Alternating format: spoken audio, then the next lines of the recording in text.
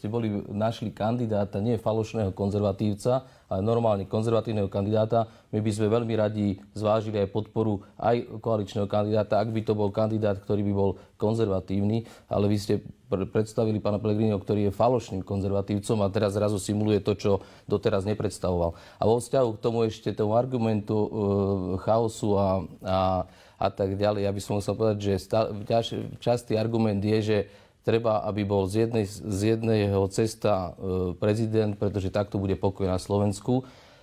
Nech nás Boh chráni od pokoja, kde všetci budú mlčať a kde sa nič nebude riešiť a ľudia budú v rozprávkovom kráľovstve, že kde bude čisté a ticho a kde jednoducho sa nič nevyplaví na povrch. Tu musí byť zdravé, ale hovorím zdravé, nie choré napätie, tu musí byť zdravá rovnováha síl. A jednoducho nie je nič na škodu, ak nebudeme jednofarební v tejto krajine a jednoducho si budeme navzájom vyvažovať tie názory, lebo tých extrémov už bolo dosť.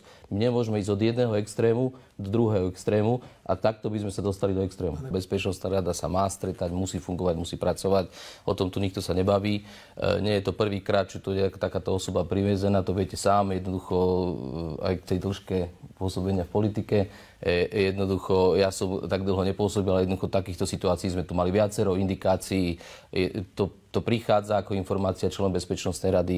Nie je to prvý ani posledný takýto nebezpečný alebo podozrivá osoba. Jednoducho to sa tu deje. Deje sa to tu, ale občania nemusia byť traumatizovaní, nemusia byť strašení, ak na to nie sú dôvody. Čiže ešte raz, z môjho pohľadu nie je problém, že sa Bezpečnostná rada stretla. Vidí tú prezidentskú kampaň Petra Pellegriniho. Ja ju vidím v tom, že jednoducho sa zúčastní, v zásade nič vážne sa neodkomunikuje, výstup hovorí v zásade s ministrom vnútra, on pričom má komunikovať premiér za Bezpečnostnú radu, čo tak neurobil premiér, či jednoducho prenechal tu miesto, čiže chystá sa mediálny priestor, robí sa okolo toho teatru. Myslím si, že toto je ten exces, kde my si sami oslavujeme potom aj vážnosť Bezpečnostnej rady, lebo Bezpečnostná rada to nie je hračka na hranie.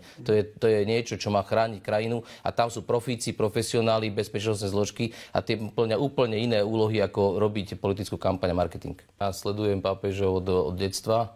Veľké noc a Vianoce dávajú vždycky požehnanie Urbi et Orbi. Ja si nespomínam na jedného pápeža, ktorý by vymenoval konflikty, ktoré sú vo svete a vyzval zúčastnené strany, aby prestali bojovať a jednoducho pristúpili k mierovým rokovaniam. Čiže jednoducho patrí to k základnej výbave vyzývať ľudí, pápeža, aby vyzýval na mier a jednoducho mierovým rokovaniam.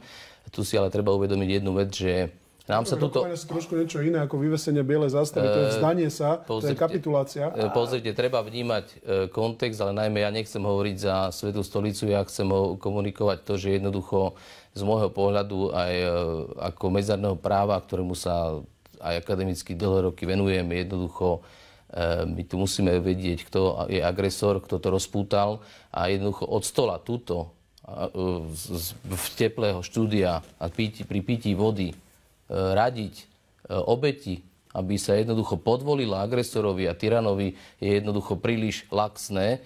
Ale jedným dýchom hovorím, nikdy netreba rezignovať na rokovania a rezignovať na mier a urobiť všetko preto, a to je zodpovednosť celej medzinárodnej komunity, vrátane slovenskej diplomácie, ale bohužiaľ myslím si, že väčší dôraz tomu prikladáme pri vnútropolitických šarvátkach, ako reálny výtlak máme v medzinárodnom poli. No, skôr si myslím, že veľa vecí vieme urobiť práve v charitatívnych a v pomoci a jednoducho v tej poskytnutí pomoci utečencom.